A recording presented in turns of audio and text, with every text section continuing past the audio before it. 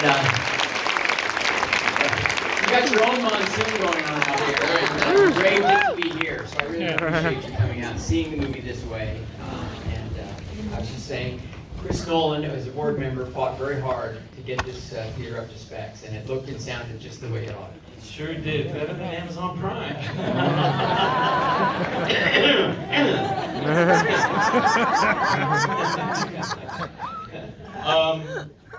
Wow, well, shit, where did we begin? It's really such an incredible film, and to see it like this is, a treat. And thank you everybody for coming out tonight in this, pouring rain.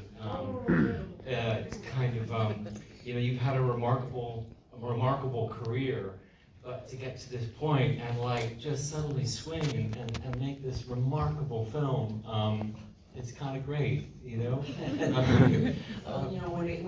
the script came to me, it's not something that I developed.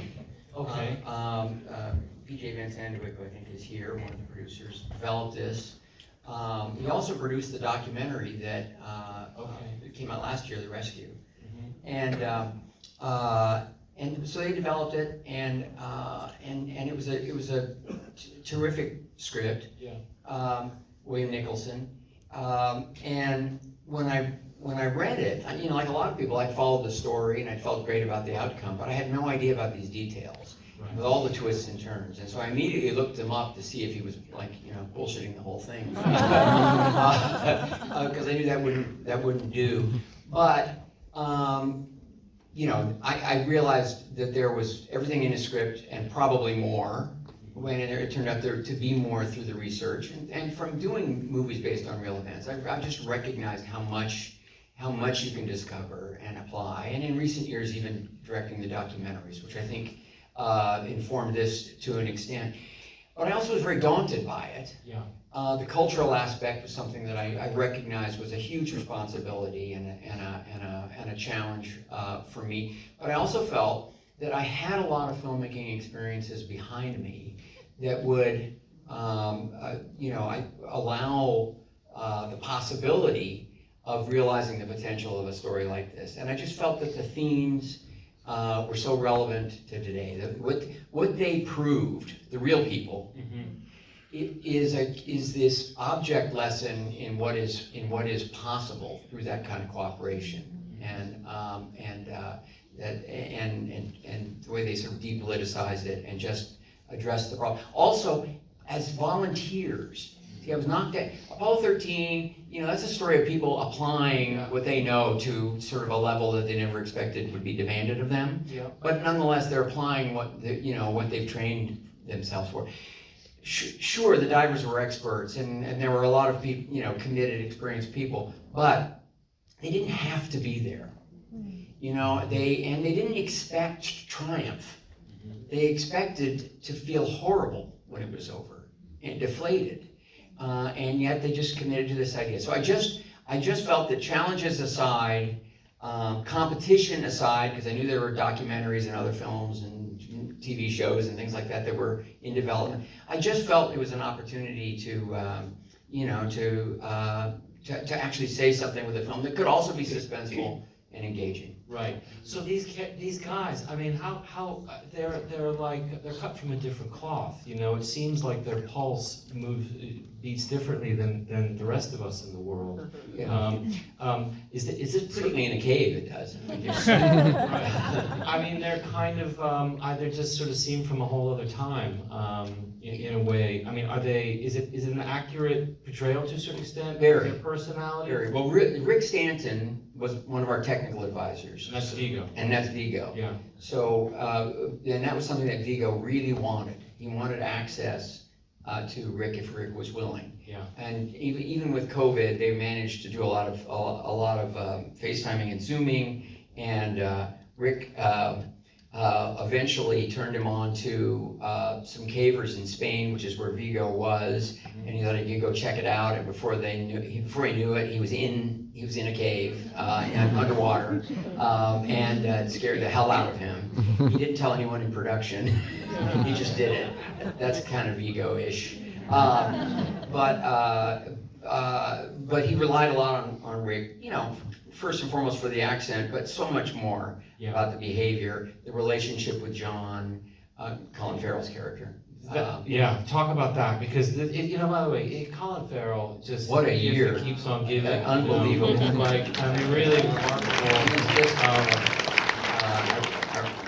And this is the one that would never get noticed in a way, but you just watch it and it's so human and effortless, and these tiny little details that he does. It's just a remarkable, like, kind of, he just has no vanity. He's just so free with himself. and all the actors took on that approach, the sort of the no vanity. I mean, everybody treated it as an ensemble, and look, the movie became more and more of an ensemble piece. Even after the cast was signed on, I said, this is where I'm going. I'm going to keep discovering everything I can about the Thai characters and their subplots and so forth. And they were all for it, and were just totally supportive and completely dedicated to it. But Colin is a really interesting guy. He's not very much like John Blanton at all. I think, you know, Viggo's a little closer to Rick. Eccentricities, a sort of, you know, highly intelligent, kind of a lone wolf of sorts. But Colin really connected with John. And if John didn't get to come on location because he was working and also with his family, but we shot in Queensland mostly. Okay. And all the caves were tanks. We didn't shoot in any real caves. Too dangerous to go into real caves. But Colin began to connect first with John about fatherhood and being in a sort of a difficult domestic situation, and yet trying to be a good father and still trying to kind of live on these impulses of adventure and, you know, pursuing that. The next thing that he was curious about was John Blanton's discipline. Mm-hmm. So John runs these kind of mega marathons, Spartathlons or something, I think they're called. Spartan race? Yeah. And so, in fact, at a certain point, Colin started running, and he said, I need to look fit. So as soon as he got out of quarantine, he started running. And then he was really getting into it and said, you know, I've never been a runner, but I understand this, and this is helping me get with the character. Then at a certain point he said, hey Ron, think you could get some shots of me running? You know, like maybe that's how my character is introduced, is just out training, you know. And I said, well, you know, that's a good thought. I don't know where it would go in the movie, and I don't know that on this budget and schedule if we have time to shoot anything extraneous like that. But let me think about it. If I find a spot, you know, maybe second unit can grab you or something. And that was fine. And he kept asking every so often and kept training. He was really into it, and he was looking fantastic. And finally I said, you know, Colin, I don't see a place to shoot it. I don't have time to shoot it, and I honestly don't know where it would go in the movie. And he said, oh, that's okay. I love it. I'm running a marathon. I said, oh, good. So after the shoot, where are you going to run it? He said, no, Brisbane. Sunday. This Sunday. And I said, okay. Well, look, you've done all the underwater diving yourself, which I'll tell about also. Yeah. Your level of commitment is amazing. I'm not going to tell you, you know, you can't run a marathon in the middle of my production. But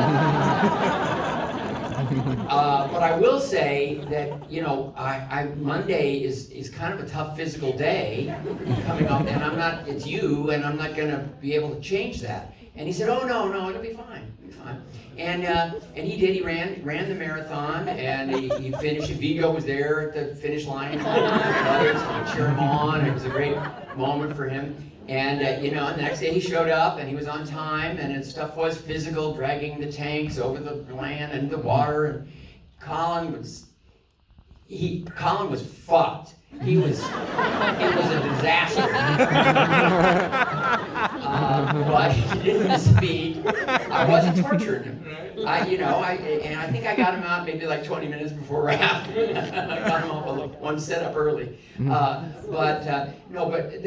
this is the thing about Colin that I'm observing. He's on an interesting journey, and yeah, he's got a lot of technique behind him and a lot of confidence.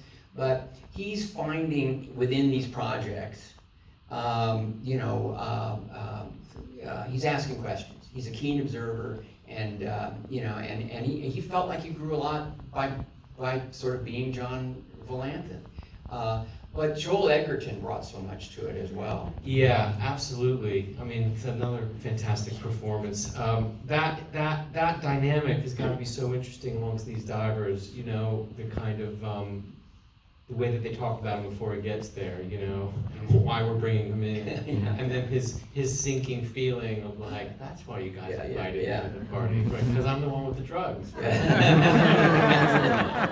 played it.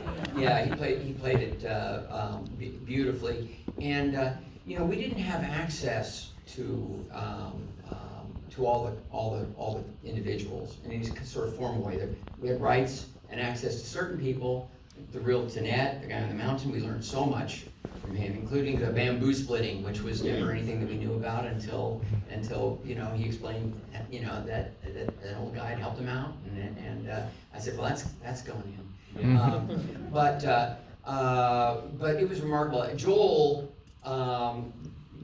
did know Dr. Harry, and I'd had one conversation with Dr. Harry, but he had committed his rights to another project, and so he couldn't really be sort of on point for us. But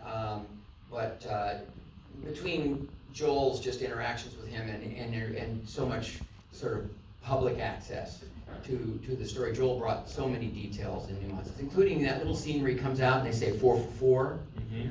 Now that was a situation where he said, here, I just read about this. This apparently happened, and could we get it in there? And it was another situation where I loved the idea, but we were just up against it with our schedule. And one day, Bill Connor, the first AD, and is also one of the producers, and I were just conspiring, and we said, well, God, if we get through this and that, maybe before we had to lose Joel, by the way, his wife was about to deliver a baby, and we were going to lose him. Maybe we could get this in, maybe we'll have an hour to do it. And I said to Joel, I could wrap you at 11, or you could hang around until 7, and we might have a shot. And he hung around, and we had literally like about 25 minutes. Yeah. And 2 cameras in the water, 3 takes, turn around, get a reverse on the other guy, so I have something to cut to. And at that moment. And so, everyone was just pulling out all the stops to contribute in every way that they could. And I never had less complaining on a movie, despite pretty miserable conditions. They seem miserable conditions. I think when I step outside of the film for a split second as a director, I think I would never have known where to begin to tell the story, and that's what I marvel at it. That you see, not only did you know where to begin, you knew where to look for everybody's story. You took care of everybody. It's kind of like only an actor could really direct it, because everybody gets a moment. But really, I guess the question of where did you begin is in the practical way. You know you're dealing with an incredibly physical film, and you can't shoot in real caves. So you have a production designer, and you present the script.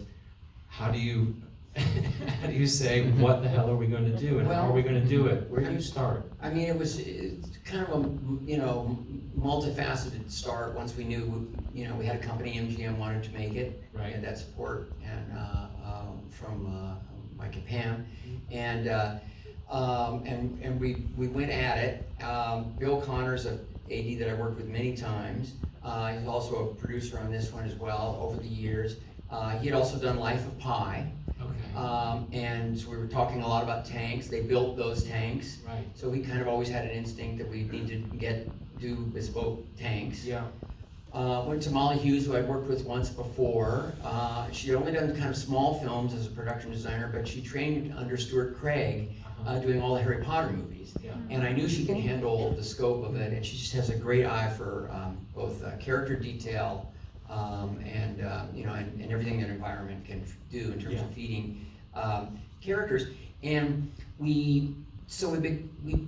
began storyboarding based on the script, but also the conversations with the divers. Right. Where were the most difficult, pinch points? Where were they in the schematics of the cave? Tell us. Right. What were the problems? What did they look like? Let's just storyboard them out. Storyboards didn't mean anything. Ultimately, we just had to go in and shoot them. But it just gave Molly a sense of what we need to construct and how we might go about it. It was ever evolving, especially with the look of just the photography would be inside. Because we started doing our tests, we thought we just used practicals, and of course that blew everything out, especially in the water with the particles and so forth, and we weren't getting enough detail. Then we tried lighting it, and it looked like a movie. Right.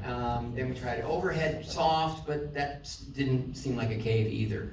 Mm-hmm. And finally, toward the very end, we came up with the idea of let's not open up the top, let's build the caves, let's use the ceilings, and we'll bury fluorescence in to certain places, and then as they swim through, they just dial it up and bring it back down. And this is one thing with the digital. I thought we'd need to do a lot of cave extensions, which is not what we did. But if we did catch an edge of a light or something like that, not so terrible to take that out. And so that was a huge blessing. But so it looks very spontaneous and natural, but in fact, the electricians we didn't get to do a lot of rehearsing, so they had to kind of ride with it. It wasn't like everything was carefully planned, every shot was planned. They were mostly just in there grabbing what they could, to the point where the actors became so competent, proficient. I want to talk about that for a second, but they actually, Simon Christides, the underwater operator, who's a tremendous veteran, incredibly experienced. Andrew Rollins was our second unit DP, working closely with Sayampu Mukdipram, who was my second hire, because he's Thai and brilliant, and it's a good combination for me. Yeah. And so they were working very carefully on all this, but at a certain point, we were just not getting that claustrophobia. We weren't getting into those pinch points in the way that I wanted to. Certain shots we could do, Simon could wait for him to come up and kind of get the shot, but he said, I believe the fellows can do a selfie cam. And basically they put the mini on a stick, and they would just go through the tight spots, with one hand. And then they started operating a little bit themselves and following each other in and out and doing some of the underwater stuff themselves. When I said they got competent, when they started training, as soon as they got out of quarantine, we were sort of splitting the days between rehearsals and training. And by now we had some of the cave sets, finished. The divers were just blown away by these cave sets. They just said it's just like being there. And so that made Molly and I feel a lot better. And they're working with Rick, they're working with Jason Mallinson, and Vigo came to me at a certain point and said, I really want to do as much of the diving as possible. I want to do all the diving. And I said, well, that's very professional of you. I appreciate that commitment. I said, we're not scheduled for that, and we're not budgeted for it, and I don't know that it's safe.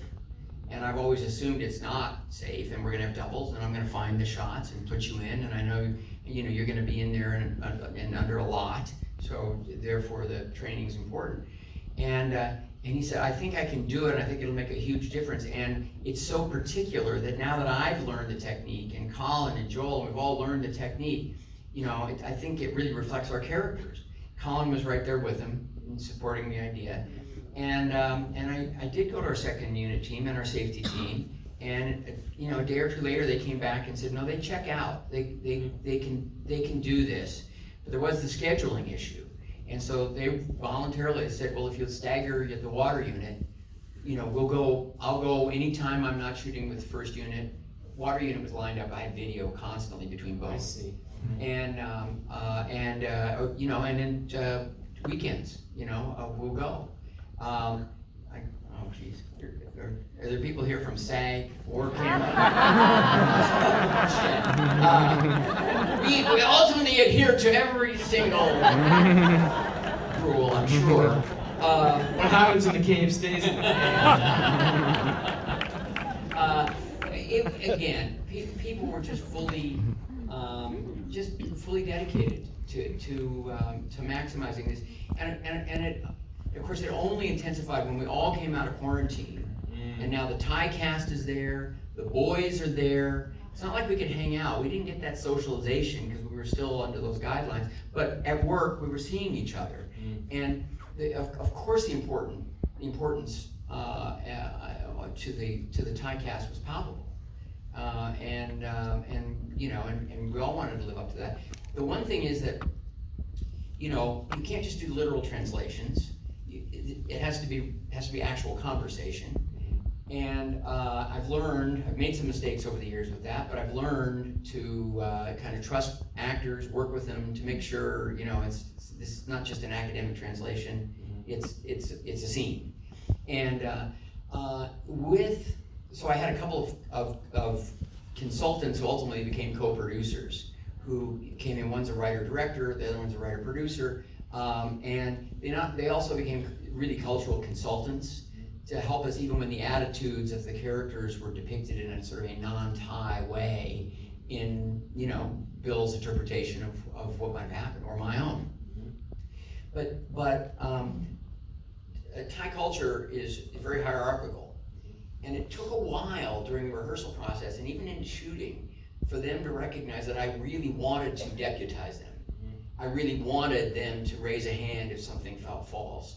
And eventually they picked up on that, and it was, very, very gratifying, and they were ultimately proud of it. Well, that's how you get those incredible performances from all of them. I mean, and the kids included. How do you go about finding all those boys? I love the way the structure is too. That you start out with the boys, and then you don't see them. Oh, great! Thank you. That was controversial, and Bill had written it that way, and then there were some notes about it and some concerns, and I said, no, I think this is really important. No, it's critical that you don't see them for that. I mean, what feels like a half hour. I mean, it feels like hour. It feels days, but I think it's exactly right. Yeah, it is a half hour. Yeah. But talk about casting and finding those people and being, breaking through to deputize them, because it's just wonderful, all those side performances. Well, thank you. Of course, a lot of the actors are very professional and speak fairly good English, so a lot of them are very experienced. The boys were all from the north. Now, North Thailand, I discovered, has a very different dialect. It's so extreme that Bangkok speakers don't always understand everything that's being said.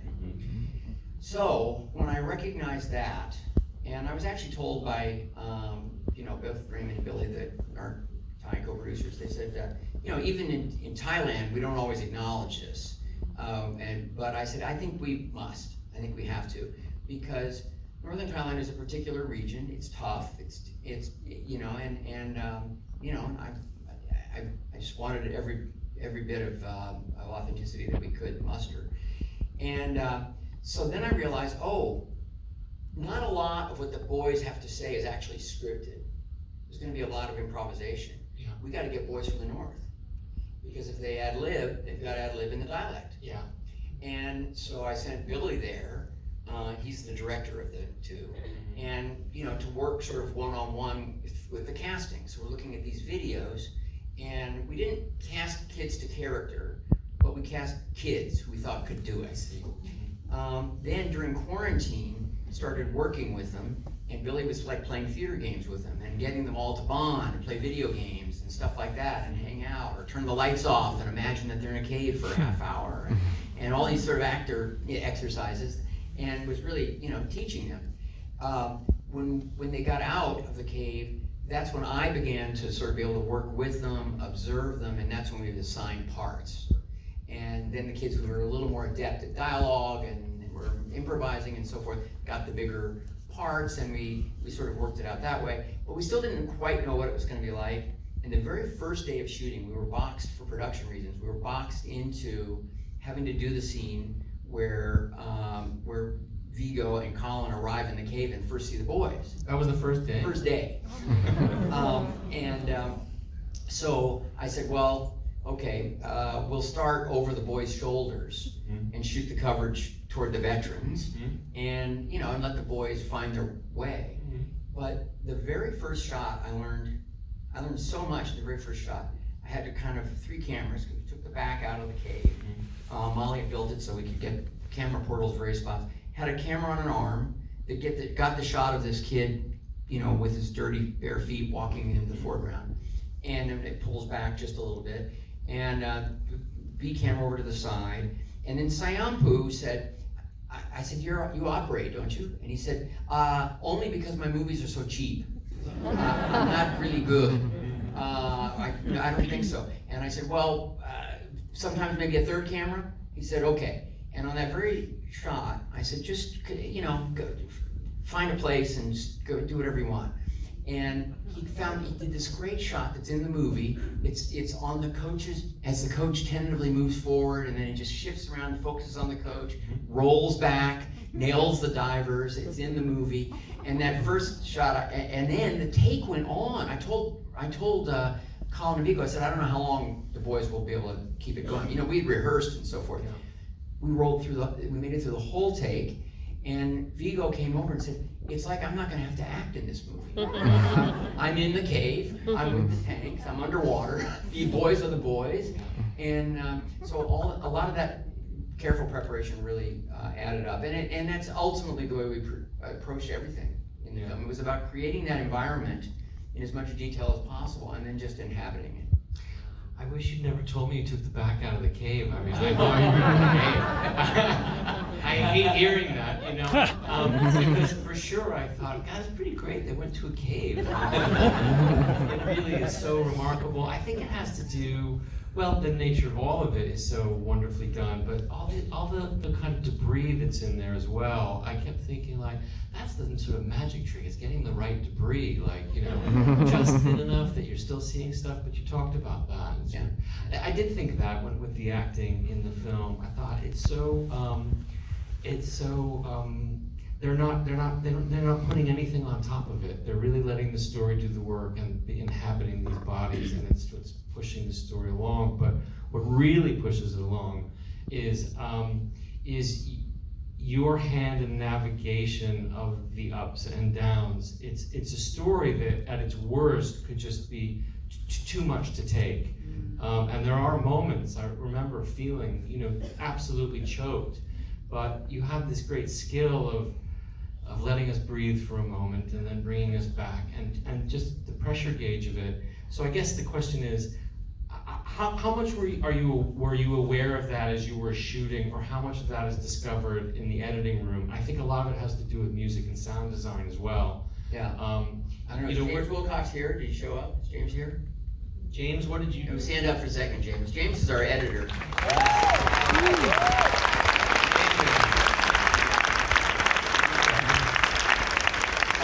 A big answer to that question, because I knew we had 7 different dive scenes to do, and I wanted to approach them in different ways. Right. The first one is kind of the haunted house one, right. Other ones are about individuals and coping and the various problems and challenges that they face. But it turns out that you can only shoot the dives sort of an X number of ways. Right. It's like a courtroom scene. Yeah, and it's sort of lead them, follow them, see if you can get something from the side, maybe something above. So there was a great deal of coverage, and a lot of it was kind of documentary style, where just sort of get what you can of the moment. But James and I were constantly talking about, again, the psychological aspect and what we could convey through each dive. And so much of it had to be discovered. So certainly we overshot the dives. Right. We covered a lot of ground. And then the question was, how far to go, what perspective to put it in. I was a big proponent of the sort of the POVs as a sort of a go-to. So I had plenty of that coverage for virtually every scene. But it was, it really was a process. And by the way, that word, it is so much a movie about process. Mm-hmm. The first time that we actually saw a stunt person, they showed us, this was Jason Mallinson and Rick just showed us how they prepared somebody for the dive. That's the best stuff. It was incredible, and we were in one of our temporary tanks, and just, I had my iPhone, we were just videoing it just to record it, a couple of us, and it was just jaw-dropping and very emotional to watch our our stunt player just be put through this whole process, and then to imagine that it was a kid. And I showed that video stuff to James, And he just said, well, that first dive, you just have to show it all.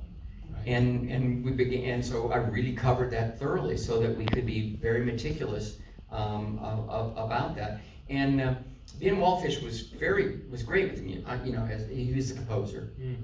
When he began to hear what the sound design team was doing, he was the first one to say, you know, sometimes nothing. Yeah. And you know, and they did a you know, a fantastic job. But it was I'm not explaining it very well because it really was a moment by moment, sequence by sequence, kind of just process, chipping away and kind of finding it. And suddenly we would know, screened it and screened it and screened it for small audiences and ourselves. Right. Yeah, because there's those moments where you could imagine, with dailies were probably deeply frustrating sometimes, just sort of staring at something like, well, what? I didn't look at the dailies. I never would have gone to bed if I did. But you know, it's something that you can get one piece of maybe somebody floating by, but that's not a story yet, you know. Well, James comes out of docs as well, and I see. certainly there was discovery along the way. There was what we planned, what we went for, you know, and then sort of what could be built, and there was a fair amount of that, you know, even in the you know, in the base camp stuff, where, you know, we were recognizing that there was a point that needed to be made, and could we borrow something from another scene and put, you know, put the right television behind there with some information flowing, because this was just a constant process of look, I wrote on my script. Sometimes I put a little simple mantra, you know, on Apollo 13, it was just show it, because the more I was learning about the details, you know. Parenthood was greatest sitcom ever told, and Cocoon was Close Encounters on Golden Pond, but this one was Anatomy of a Miracle, and so I really felt like it was all about being as granular, as much of a TikTok as it could possibly be, and to just embrace that process, and then show it with audiences and calibrate based on where you could see people were, you know, staying with it. It was holding interest, or you know, where we had repetition, and so it was a constant exploration. I appreciated Bill Nicholson's script all the more, despite adding, you know, so many details. Boy, the woman who played Blomholm, Patrick Horn, also from the north, as is the dad with the sort of little straw I had. He's a director, experimental theater director from the north.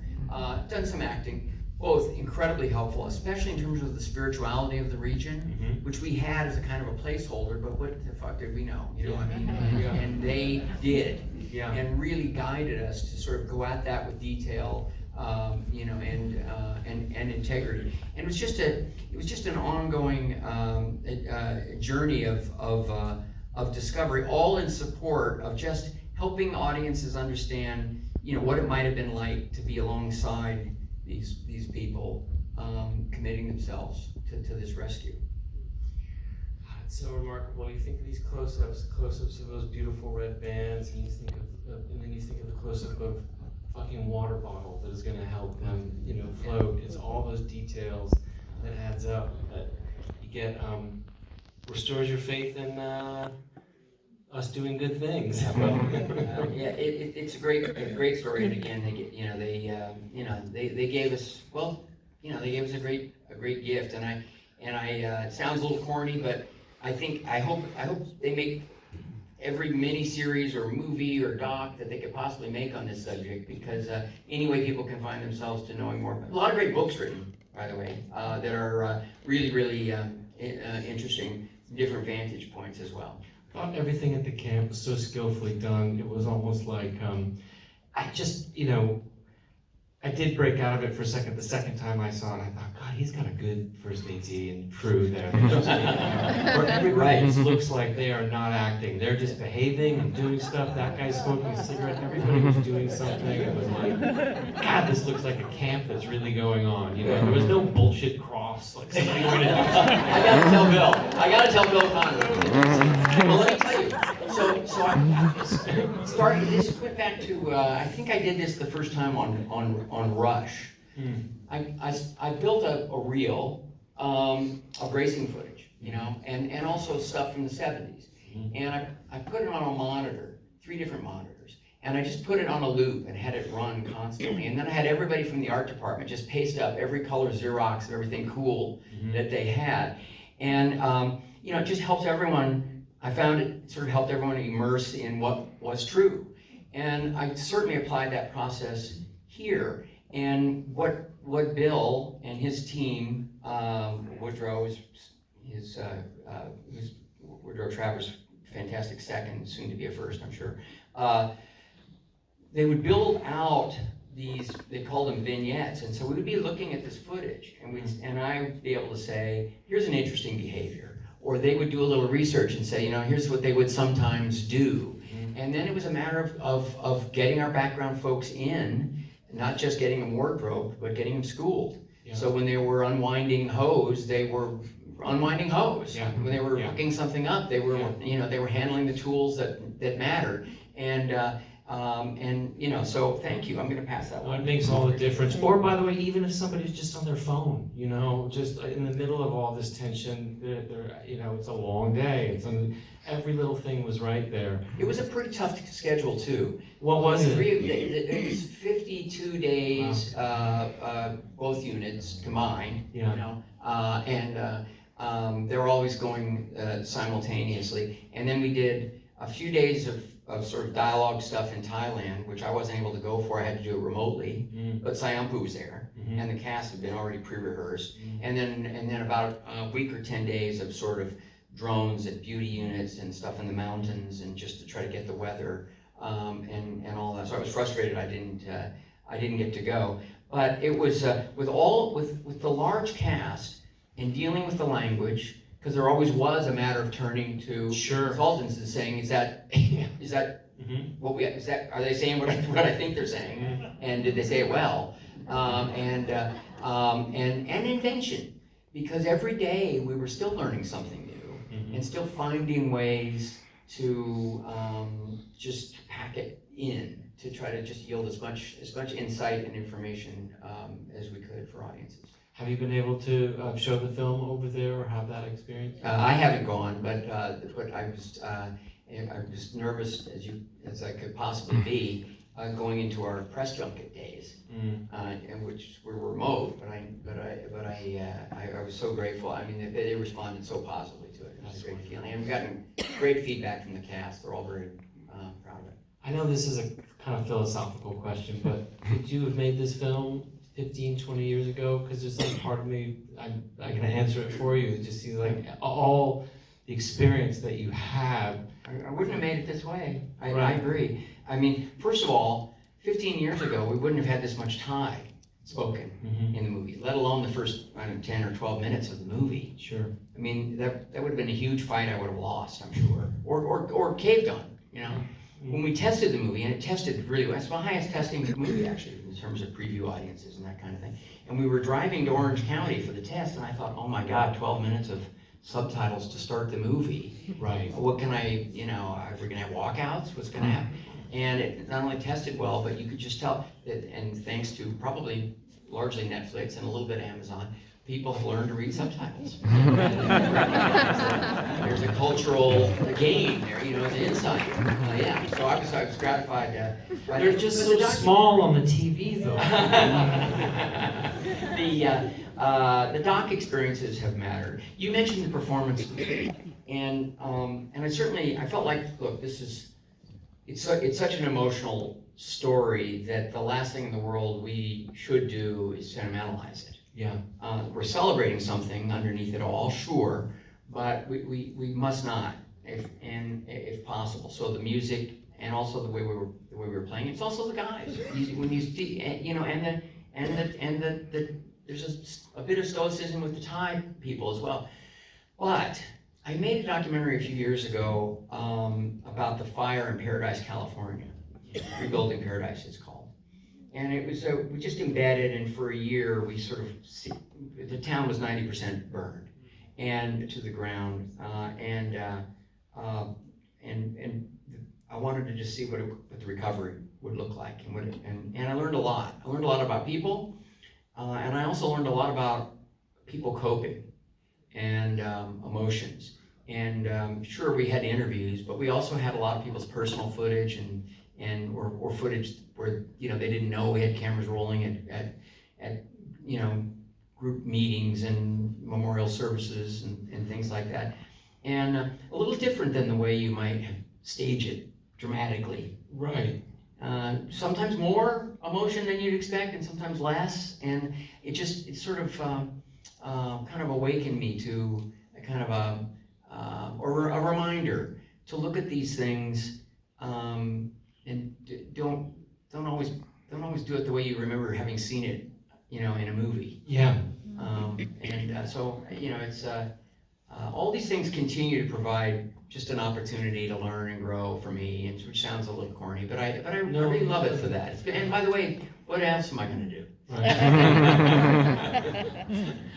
Well, at this point, I don't know. You've done a lot, but it's true because you don't think of the film in terms of that big scene. There's a kind of scene that's kind of a couple guys sitting down for the first time because usually things are blocked and everything else, and he's just happened to present the idea that might get them out of the cave, and you just keep the thing moving along in a way that makes you feel that there's a real story happening here with real lives, and it's remarkable. Well, the way you tell the story. You choose these things. Thank you. And and the first movie that I ever did based on real events was Apollo 13. Yeah. And it was and I've always loved history. I love documentaries and true stories, but I was always intimidated to try to tackle that because I felt like it would inhibit creativity. I actually found that it sort of fueled it. That those details, certainly for me and my personality and my aesthetic sensibility, I found it really energizing. I loved the experience, but the real kicker for me was actually at the very first test screening of Apollo 13, and we still had storyboards in places. It was really rough, early days, and it was a blind test screening. So the audience didn't know what they were seeing. They hadn't been updated. They didn't know anything about it. We just screened it and it played great. Played really well. Even then I already had Final Cut, but I still cared a lot about the preview cards and the scores and all that stuff, and so I was very attentive to that, and it played just great. Although there was one pour, which bugged the shit out of me. And so naturally I got my stack of cards, and that's the first one that I found. And I'm looking at it, and I can remember it, but I learned a lesson from it. It was, I'll never forget, male, Caucasian, 23, rated it poor, definitely not recommended. No words. It wouldn't really offer any comments. Just these negative pencil strokes. Finally, on the back of the page, it said, rate and comment on the ending. And here he did deign to comment. He rated it poor, and then he said, terrible, with an exclamation mark. More Hollywood bullshit, with 2 exclamation marks. They would never survive, 3 exclamation marks. Well, he didn't know it was a true story. And of course, if it was fiction, it would have been Hollywood bullshit. They would never survive. But this is why you choose these stories. And this is certainly one of those circumstances. Yeah. Thank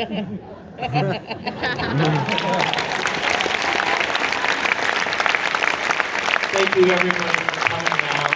Thank you. I think there's a nice reception. This is absolutely my favorite movie of the year. Ron, thank you for coming out and telling us all about making it. Thank you.